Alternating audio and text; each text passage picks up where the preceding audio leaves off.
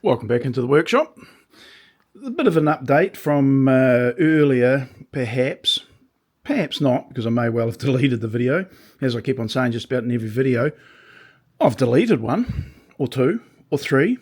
Anyway, the update is I've got all the vertical and horizontal panels for the cabinetry done, edged at least. Didn't take long. Boring, but didn't take long. And again, I'm just going to repeat what I probably have said many times before. I'm enjoying having this drop-down panel, vertical mounted panel, so that I can put the pieces needing edging in place. Now, I've just swapped over from the longer, round about between 800 and 900 long, those ones there, to the more narrow ones for the shelves. And again, move the pin across, support the panel, clamp it in place, and then I can start ironing on the edge banding.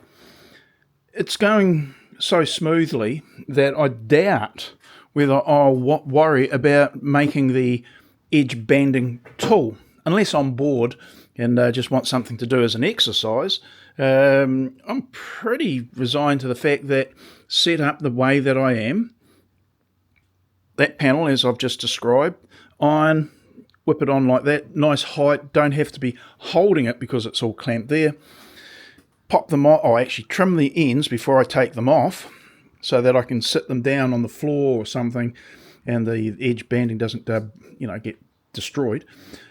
And then one by one, just put them up on the table, grab the blade that I've kind of sharpened up a little bit more, maybe not so much, but use that to whip the edge banding back to flush. Give it a light sand just to take any sharpness off. Just got a little bit of paper there. Don't know how effective it is, but in quick order, these have been done, and it's got quite a nice edge. So, yay! So yeah, just all in all, it's just the update about the process. I know that there's been so many people over the decades and decades that have done edge banding like this, and they'll be saying, well, what's new? Well, nothing really. I'm just making the update for my purposes, just talking about the panel being such a plus. And if you've got a setup and you don't have one, you may want to rethink that. Grab a bit of ply or custom wood, MDF, and pop some holes in it in this manner to facilitate holding other items that you want. As I said in another video, I'm going to have to make up another mounting rail for along here. That might be something I'll do this afternoon, that block there, so that when it comes time to do the four end panels for the units, which are about 1800 long, I've got something to hold them. So simple, makes life a whole lot more enjoyable and productive out in the workshop. And if you're doing this for a job, a lot of the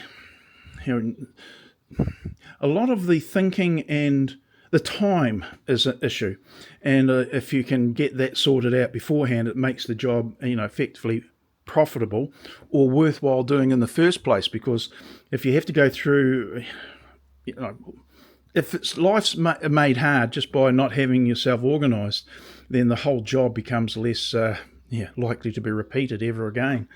And just saying, if it's easier, it's probably a good idea to include it in a workshop, a proper production workshop. So, and if you're in that sort of area, you'd probably go buy an etching machine, wouldn't you? So, oh well, that's it. I'm going in for a cuppa.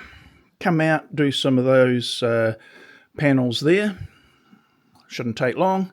And what's next after that? Oh, I'm going to have to start assembling them, because then I'll know what size to cut my end panels. So how's that for an idea? Great stuff. Rightio, that's it. Short one. Very short, in fact. Cup of tea is calling.